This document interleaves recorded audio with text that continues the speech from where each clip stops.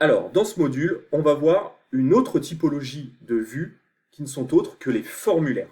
Alors, pourquoi est-ce que j'ai voulu dédier un module aux formulaires? Tout simplement parce que vous allez l'utiliser, vous allez voir très fréquemment, et il offre énormément de possibilités. Alors tout de suite, on va voir à quoi ça sert un formulaire. Voilà, pourquoi finalement est-ce qu'il faut créer un formulaire et à quoi ça sert. Alors, je pense que vous avez toutes et tous déjà utilisé un formulaire sur des sites grand public, hein. Un formulaire, ça ressemble à ça. Typiquement, ça demande des informations de manière structurée. Ça peut être le nom, le prénom, l'âge, l'adresse, le choix d'une réservation, le choix d'un produit, le choix d'une date. Voilà. Donc ça permet vraiment de rentrer, de demander à son client, interlocuteur, famille, ami, peu importe, de rentrer des informations de manière structurée. Et quand vous cliquez sur le bouton envoyer, quand vous cliquez sur le bouton envoyer, eh bien ça va permettre de mettre à jour automatiquement et en temps réel votre base de données. Voilà. Et du coup, vous allez recevoir ces données et vous allez pouvoir derrière les traiter, les gérer. Un formulaire, ce n'est rien d'autre finalement que ça. Et l'avantage des formulaires dans Airtable, et vous allez là comprendre toute la puissance, c'est que ce petit formulaire, donc vous allez pouvoir le créer, le personnaliser en fonction de votre base de données, et vous allez pouvoir l'envoyer à l'instar de ce que vous faisiez avec une vue, c'est-à-dire vous pouviez l'envoyer à n'importe qui, peu importe qu'il ou elle ait un compte Airtable, et bien là, de la même manière, vous allez pouvoir créer votre formulaire et l'envoyer à la personne que vous souhaitez qu'il le remplisse, et il va pouvoir le remplir, peu importe qu'il ait ou non un compte Airtable. Et ce qui est génial, c'est que ce formulaire, vous allez pouvoir l'intégrer sur un site internet, dans un email, vous allez pouvoir le mettre au format mobile, enfin vraiment, vous allez pouvoir le mettre partout, l'envoyer partout à n'importe qui, et vos interlocuteurs, quand ils vont le recevoir, vont pouvoir l'utiliser, et ça va vous permettre justement de consolider et d'enregistrer de la data, de la donnée, au travers de votre base, que derrière, évidemment, vous allez pouvoir réutiliser. Voilà. Donc, toujours comme on le fait depuis le début, maintenant on va s'amuser à créer un formulaire, voilà, à l'utiliser, et tout ça bien évidemment au travers d'une démonstration, ensemble et pas à pas, et on fait ça tout de suite. Alors, pour ce faire, j'ai un petit peu changé cette fois-ci la méthode, parce que maintenant vous êtes familier avec la création de base. Donc là, j'ai créé une base dans votre espace de travail formation Airtable, là. J'ai créé une base de données qui s'appelle séance de musculation. Alors, je vais l'ouvrir, je vais vous la présenter, et je vais vous inviter justement à la refaire. C'est pas très long, ça prend une dizaine de minutes. Donc là, l'idée, c'est de mettre un identifiant unique. Voilà. Alors, à ce stade, je vous aide encore avec, du coup, donc un ID, donc un nom de champ qu'on va appeler ID, et numéro automatique. Voilà, vous enregistrez et automatiquement, à chaque nouvelle ligne, il va créer un nouvel ID. Ok? Donc ça, c'est le premier champ. Ensuite, je vais vous demander de créer un champ nom. Donc pareil, donc le libellé, le champ nom, et on va aller choisir la typologie. Maintenant, vous êtes familier avec ça. Texte sur une seule ligne. Pourquoi? Parce que c'est un nom, donc il n'y a pas forcément nécessité à prendre du texte long. Voilà. Prénom, c'est pareil. Libellé, prénom, texte sur une seule ligne, on enregistre.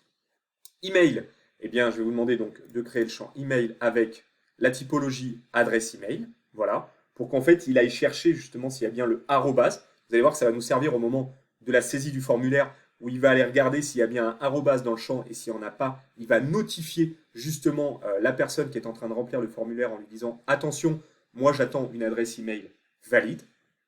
Ensuite, on va créer un champ choix de séance, voilà, choix de la séance de musculation. Donc là, vous allez rentrer ces différents, donc vous allez choisir la typologie de champ sélection unique. Pour l'instant, on ne va pas faire multiple. On aurait pu faire sélection multiple. Bon, là, pour l'exemple, j'ai préféré donc sélection unique. Et on va rentrer ces choix-là, donc ces dates-là. Alors, vous pouvez en mettre d'autres, il n'y a pas d'importance. Voilà, hop. Donc là, vous les avez toutes. Donc je vous laisse rentrer également ces dates-là. Ensuite, vous allez créer un champ, est-ce que c'est un nouveau client ou pas? Vous allez voir pourquoi on va s'en servir juste après. Donc la typologie, c'est case à cocher. Là, pareil, vous pouvez changer, modifier le style dans la version payante, mais dans la version gratuite, vous n'avez accès uniquement qu'à cette coche-là. Encore une fois, je le précise, tout ce qu'on fait ici, c'est en version free plan, donc c'est-à-dire la version gratuite, donc vous pouvez véritablement tout faire. Vous n'avez pas besoin de payer d'abonnement à ce stade. Donc tout ce qu'on va voir dans cette formation, je sais que je l'ai déjà dit, eh bien vous allez pouvoir le faire avec un plan gratuit. Après, bien évidemment, si vous voulez accéder à d'autres fonctionnalités, vous voyez, de ce type-là, eh bien il va falloir payer un plan supplémentaire, donc upgrader votre plan. Ensuite, je vais vous demander de créer un champ date de naissance avec date. Moi, je l'ai mis au format friendly. Encore une fois, hein, je ne cesserai de le répéter, l'ISO, si vous voulez transporter de la date, eh bien, il est préférable d'utiliser ISO. Mais pour que ce soit plus joli, moi, j'ai utilisé la friendly. Ensuite, certificat médical, voilà. Donc, un champ certificat médical avec une typologie de champ pièce jointe, parce que du coup, il va falloir ajouter justement un fichier dedans. Donc, pour pouvoir recevoir un fichier, il nous faut un champ de typologie pièce jointe. Et enfin, un champ question. Est-ce que vous avez une question, quelque chose à ajouter? Et là, on part sur une typologie texte long. Derrière, vous pouvez vous amuser à ajouter de la data. Donc moi, évidemment, j'ai mis nom, prénom, email complètement au pif. Et une fois que vous avez ça, je vous laisse quelques minutes. Je vous dis, je pense que ça prend 5-10 minutes. Ça vous permet également de manipuler. N'hésitez pas à revenir en arrière. Et puis ensuite, je vous montre comment fonctionne un formulaire. Donc on se retrouve dans le petit menu à gauche, voilà, avec, je vous rappelle, les différentes typologies de vues. Et on va aller donc créer un formulaire juste ici en cliquant sur le petit plus. On va l'appeler formulaire de réservation. Voilà. On va cliquer donc sur créer une vue. Et là, immédiatement, il va m'afficher. Alors attendez, je vais décaler la caméra de ce côté pour qu'on voit bien. Voilà. Donc là, immédiatement, qu'est-ce qu'il m'a créé? Automatiquement, il est parti des champs qui étaient disponibles ici. Donc c'est de cette structure de vue-là, de ce tableur. Il a pris tous mes champs qui étaient là. Hop, et automatiquement, il les a intégrés de lui-même à mon formulaire. Vous voyez, c'est là où je vous dis que, encore une fois, je ne cesserai pas de le répéter. C'est hyper intuitif, c'est hyper facile à utiliser. Souvent, on prend peur quand on a des outils comme ça en face de nous. On se dit, oh, je ne vais pas y arriver, c'est trop technique et autres. Il n'y a pas de technique là. C'est hyper simple. C'est du plug and play, c'est du vraiment glisser, déposer, plug and play, je plug, ça marche, etc. Je trouve ça quand même super, quoi. Donc là, comment est-ce que ça se présente? Donc normalement à gauche vous avez vos différents champs. Vous voyez, je peux par exemple prendre celui-là et dire que j'enlève le nom. Vous voyez, on est sur le principe de drag and drop. Vous voyez, hop, je le prends, je le mets ici et hop, il apparaît ici et du coup il disparaît du formulaire. Si je veux le rajouter, même principe, je le prends, hop, je mets le nom, je prends le prénom, hop, je mets le prénom, voilà. Et c'est pareil, là je peux m'amuser à finalement je veux le prénom au-dessus, et bien je mets le prénom au-dessus. Ah bah non, finalement, je veux le nom au-dessus, eh bien, je mets le nom au-dessus. Vous voyez, par glisser-déposer, simple drag and drop, vous pouvez très facilement venir restructurer votre formulaire. Vous pouvez ajouter des champs à un tableau en cliquant ici. Et forcément, si vous ajoutez un champ ici, on va l'appeler field 10, voilà, de typologie de champ texte sur une ligne. Si je fais enregistrer, il me crée un champ directement dans le formulaire, vous voyez, à la fin. Et là, qu'est-ce qui s'est passé dans mon tableur? Il m'a créé, vous voyez, un champ field 10 juste ici. Évidemment, si je le supprime ici, ou si je le supprime ici, hop, eh bien, il va disparaître de ma base de données. Je vais le faire, voilà, et là, il va disparaître ici. Vous voyez? Donc, c'est vraiment assez simple d'utilisation. Dans la version payante, vous pouvez ajouter une image de couverture, c'est-à-dire un fond qui va faire joli. De mémoire, vous pouvez le faire, alors moi je l'ai déjà fait pour des formulaires en version gratuite, mais de mémoire, voilà, vous pouvez le faire sur un ou deux formulaires en version gratuite. Et après, il faut passer au forfait team, donc il faut payer pour y avoir accès. C'est exactement pareil pour le logo. Le logo, je crois que sur un ou deux formulaires, je crois que c'est deux formulaires en version gratuite, vous allez pouvoir le faire, vous allez pouvoir vous en servir, et après, il va falloir payer. Donc moi, comme j'ai atteint mon quota, je ne vais pas pouvoir le faire, mais sachez que vous pouvez personnaliser pour que ce soit plus joli, avec une image de fond et un logo de votre société ou de votre marque, peu importe, votre association, vous pouvez personnaliser votre formulaire. Comme ça, quand la personne elle va le recevoir, ça va quand même être un petit peu plus joli. Ensuite, ici, vous pouvez marquer ce que vous voulez, formulaire de réservation, formulaire d'inscription, peu importe. Voilà, vous pouvez aller le modifier sans souci. Vous pouvez ajouter une petite description. Remplissez, par exemple, ce formulaire et réservez votre premier cours d'essai. Voilà. Donc ça, ce petit champ-là, il est assez utile parce qu'il va permettre de donner une information à la personne qui va recevoir le formulaire. Voilà. Donc elle sait qu'en remplissant ce formulaire, elle va pouvoir réserver son premier cours d'essai. Ensuite, on va lui demander son nom. Donc là, qu'est-ce qu'il est possible de faire?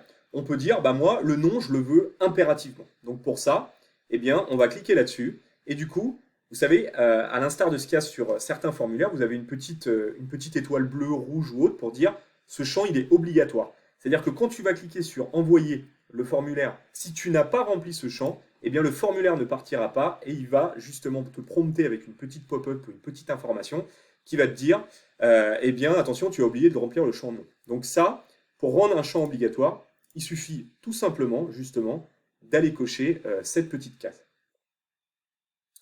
Ensuite, ce petit œil qui est ici, c'est exactement la même chose que le drag and drop glisser-déposer que j'ai fait tout à l'heure, où j'ai emmené le champ nom et le champ prénom ici. C'est justement pour retirer le champ du formulaire. Vous voyez, si je clique dessus, hop, il le retire. Et après, je peux aller le rechercher et le repositionner. Voilà. C'est une autre façon, finalement, de retirer le champ du formulaire. Alors évidemment, quand vous retirez le champ du formulaire, là, on ne parle pas de suppression, mais juste de retirer le champ du formulaire, c'est-à-dire le rendre invisible sur le formulaire. Et il ne s'enlève pas en fait ici. Vous voyez là, non, je l'ai bien enlevé ici du formulaire, je l'ai retiré du formulaire, mais je ne l'ai pas supprimé. Et vous voyez, il apparaît toujours ici. Si j'avais fait par contre, effectivement, attendez, je vais le remettre, voilà. Si j'avais fait par contre supprimer, hein, il se serait supprimé également de ma base de données. Voilà. Une fois que j'ai fait ça, donc moi le nom, voilà, j'ai mis une petite étoile rouge, je l'ai rendu indispensable, hein, il est requis, il doit être saisi. Je passe au prénom. Bon, le prénom, c'est pas forcément utile, voilà, mais voilà, je pourrais rajouter pour que ce soit plus sympa. Je préfère vous, je vais y arriver, vous appeler par votre prénom. Voilà. Mais c'est pas obligatoire, mais vous voyez, ça donne une petite instruction. Donc t'es pas obligé de le remplir, c'est ce qu'on dit. Mais voilà, pour que ce soit plus sympa, moi je préfère t'appeler par ton prénom, donc je préfère qu'il y ait le prénom. Et pareil, dans un principe d'automatisation, derrière, vous voyez, on va pouvoir envoyer un mail automatique. Alors on verra ça bien évidemment dans une prochaine section. Le mail, il va être personnalisable. C'est-à-dire qu'on pourrait dire Salut Bastien, je te remercie pour ton inscription, je te confirme bien qu'on se voit le machin à telle date. Voilà. Et vous voyez, pour que le mail il puisse envoyer Salut Bastien, il faut évidemment qu'il y ait un prénom. Donc du coup, pensez bien à ça quand vous construisez justement vos formulaires et vos automatisations. Si vous voulez personnaliser le mail en disant Salut Bastien, eh bien, il faut rendre le prénom obligatoire, sinon il va dire Salut Blanc. Enfin, salut, rien du tout, quoi. Si la personne, si c'est pas requis, si c'est pas obligatoire, eh ben, il va dire salut et il n'y aura rien derrière. Voilà. Donc pensez bien à ça, hein, petite parenthèse que je ferme, mais de toute façon, ne vous inquiétez pas, ça, on va le revoir. Ensuite, l'email, l'email, effectivement, je pense qu'il est indispensable. Il est indispensable si jamais vous voulez correspondre avec la personne. Donc on va mettre requis. Pareil, on peut ajouter un petit texte. Et ensuite, on est sur choix de la séance. Donc choix de la séance, pareil, c'est requis. Hein. Si jamais vous indiquez pas votre séance, eh bien, finalement, ça sert à rien de remplir le formulaire. Et là, vous allez voir, vous avez plusieurs choses.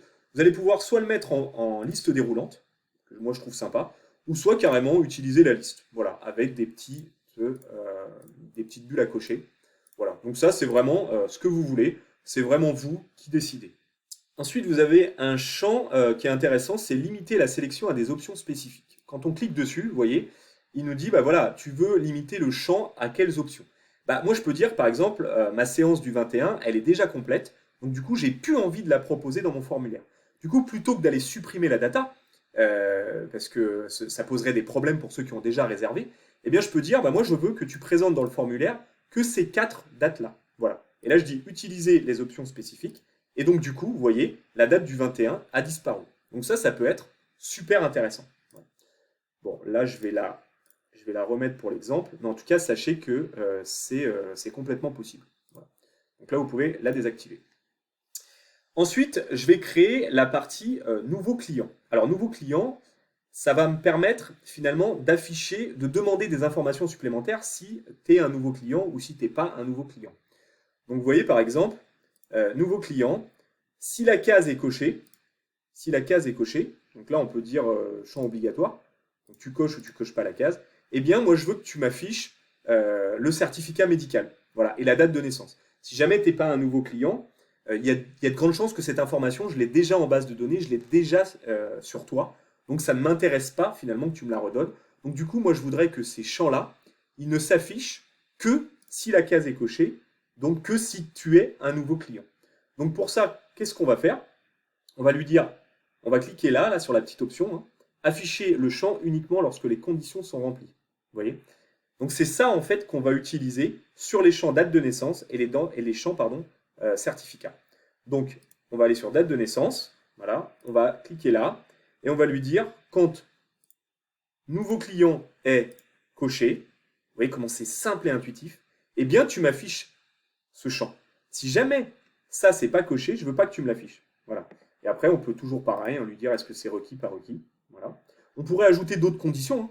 Ça pourrait être quand nouveau client est coché et quand, j'en sais rien, moi, l'email est bien rempli. Vous voyez, on pourrait imaginer tout un tas de choses. Bon, là, en l'occurrence, on n'en a pas besoin.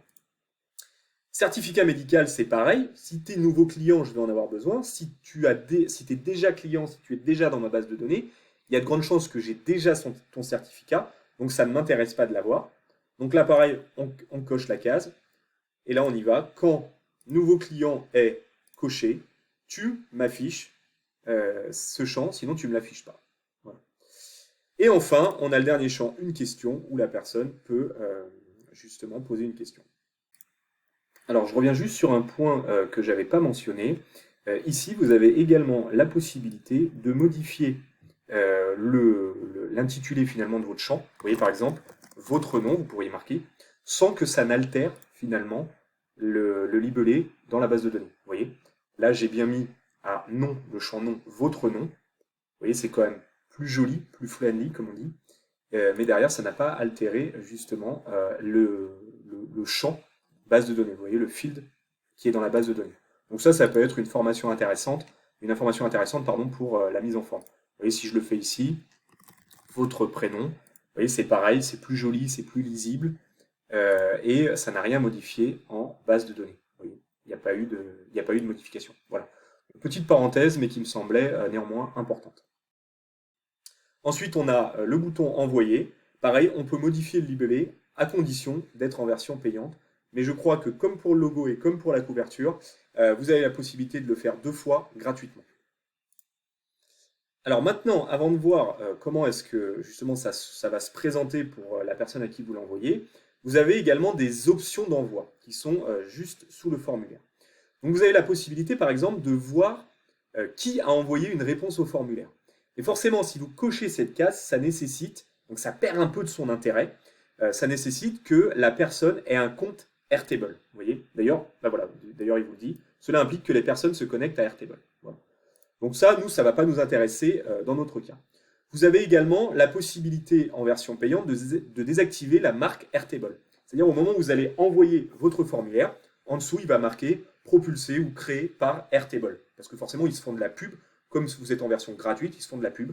Et je crois que pareil, comme pour le logo, la couverture et la modification du libellé, eh bien, vous pouvez le faire 2 fois. Vous pouvez le désactiver, la marque Airtable, 2 fois en version gratuite, je crois. Après, il faut passer à un mode payant. D'ailleurs, moi, je crois que j'ai atteint mon quota. Voilà. Donc là, il me demande de passer à un forfait payant. Ce qui est normal. Vous avez ensuite possibilité, une fois que le formulaire est créé, et a été envoyé, pardon, donc une fois que la personne clique sur envoyer le formulaire pour faire la réservation, vous avez possibilité de la rediriger vers une page spécifique de votre site internet, de votre association qui dit merci beaucoup pour votre inscription. Voilà, une belle page. Et là, pareil, il faut utiliser la version payante. Et idem, hein, je crois que vous pouvez l'utiliser 2 fois en version gratuite. Voilà. Donc ça, je vous invite vraiment à l'essayer. Par contre, si vous ne pouvez pas rediriger parce que vous avez atteint votre quota, vous pouvez quand même afficher un message. Voilà. Par exemple, vous pouvez lui dire « Merci pour votre inscription à très bientôt. Voilà. Donc là, vous pouvez, par exemple, lui dire ça. Donc, vous pouvez personnaliser le petit message, pardon, et on va voir ce que ça donne juste après. Hop, je me suis trompé. Merci pour votre inscription. À très bientôt. Voilà. Ensuite, vous pouvez afficher un bouton Envoyer une autre réponse. Donc du coup, ça veut dire quoi? Ça veut dire que quand la personne, elle va saisir votre formulaire, elle va cliquer sur Envoyer, immédiatement, elle va avoir Merci pour votre inscription, à très bientôt. Et juste en dessous, il va y avoir Envoyer une autre réponse. Ce serait dans le cas où vous voudriez, dans la foulée, sans avoir à attendre, pouvoir répondre une nouvelle fois au formulaire. Voilà. Donc ça, on va regarder un peu comment ça marche. Ça peut être utile dans certains cas, pas d'autres. Voilà, donc c'est vraiment à adapter en fonction de votre contexte. Et ensuite, vous avez le mode automatique, afficher un nouveau formulaire vide au bout de 5 secondes. C'est-à-dire qu'il vous met ce petit message, voilà, merci pour votre inscription, à très bientôt. 5 secondes après, il va vous réafficher automatiquement un nouveau formulaire. Donc pareil, ça peut être très utile. Et vous pouvez également vous envoyer un email pour vous dire coucou, quelqu'un vous a envoyé, a répondu au formulaire, s'est inscrit. Voilà, comme ça, vous êtes quelque part, vous êtes notifié. Donc vous voyez, il y a vraiment plein de possibilités. Une fois qu'on a créé le formulaire, qu'on l'a paramétré, voilà, selon nos envies, nos besoins, qu'on a paramétré justement toute cette partie d'envoi et de personnalisation, on va voir comment est-ce que ça se présente. Donc là, vous avez deux possibilités. Soit vous pouvez partager le formulaire, ou soit vous pouvez tout simplement ouvrir le formulaire avant de l'envoyer pour voir à quoi ça ressemble. Donc là, c'est ce qu'on va faire. Donc voilà à quoi ça ressemble. Alors vous voyez, c'est un peu moins joli parce que ici, il pourrait y avoir votre super image de couverture et un super logo. Donc là, encore une fois, je pense que vous l'avez gratuitement 2 fois en version gratuite. Et après, il faut passer à la version payante. Mais bon, ça reste quand même quelque chose de propre, quoi, en fonction du besoin. Et ensuite, vous voyez, vous retrouvez votre nom avec la petite étoile pour dire que c'est obligatoire, prénom, email, etc. Vous voyez, si je clique sur envoyer, là, il me dit, attention, vous avez des champs qui sont vides, alors qu'ils sont obligatoires. Donc, vous voyez, ça marche bien. Vous avez bien la marque Airtable que vous retrouvez là, voilà, et vos différents boutons. Donc là, on va faire un premier test. On va l'appeler, par exemple, Toto. Voilà. Loïc. Email toto.loic@gmail.com.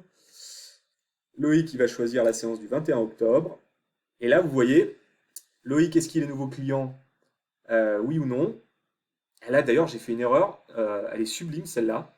Voilà, ok, donc aucune. D'ailleurs, on n'est même pas obligé de le remplir. Regardez, là, je vais faire envoyer. Et il va me dire, bah non, attendez, le champ est vide. Et donc là, ça veut dire, là, vous voyez, j'ai fait une belle erreur. Ça veut dire que tu dois forcément être un nouveau client. Donc là, vous voyez, nouveau client, le champ est requis. Il faut que je le désactive. Donc, on va retourner là. Alors, pour le coup, celle-là, je ne l'ai pas fait exprès. On va cliquer sur nouveau client. Et bien évidemment, on va désactiver. Sinon, ça force les gens, lors de la saisie du formulaire, à être un nouveau client. On fait ouvrir.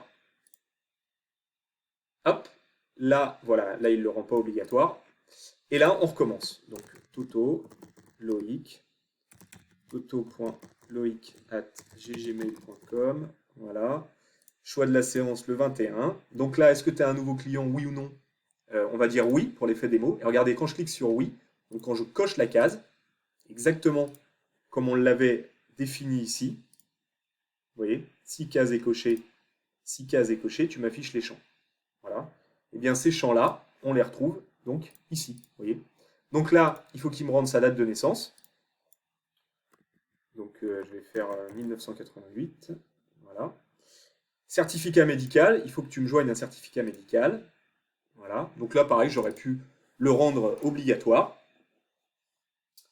Et ensuite, j'ai pas de questions et je vais cliquer sur envoyer. Vous voyez, merci pour votre inscription, à très bientôt. Vous voyez, si je clique sur envoyer une autre réponse, il va m'afficher un autre formulaire. Sinon, dans 5 secondes, voilà, il va m'afficher un autre formulaire. Pourquoi? Tout simplement parce que c'est ce que j'ai défini ici dans les conditions. Donc maintenant, moi, ça ne m'intéresse pas d'envoyer une autre réponse. Ça ne m'intéresse pas qu'il y ait un nouveau formulaire qui s'affiche. Voilà. Donc ça, je vais l'enlever. Je vais rendre obligatoire le certificat médical et la date de naissance si tu es nouveau client. Voilà, donc là, je repersonnalise vraiment le truc. Et maintenant, je vais partager mon formulaire. Donc là, pareil, hein, copier le lien. Je vais l'envoyer par exemple par email ou l'afficher directement sur mon site internet mon application mobile. Donc, vous voyez, pour ce faire, et bien vous montrer qu'on n'a pas besoin d'une connexion à Airtable, j'ouvre une fenêtre de navigation privée. Là, il faut imaginer que j'ai envoyé à la personne un email. Et donc là, il reçoit ça. Vous voyez, aucune connexion à Airtable. Et là, on y va. On va l'appeler Dupont. Voilà. Bernard. Voilà. Email bernard.dupont@wanadoo.fr. J'ai volontairement mis OU. Hein. Ça, si c'est l'adresse mail vraiment de quelqu'un, il n'y aura pas de souci. Choix de la séance, notre ami Bernard, il veut une séance le 4 novembre. Voilà. Bernard, c'est un nouveau client, donc du coup, il doit indiquer sa date de naissance.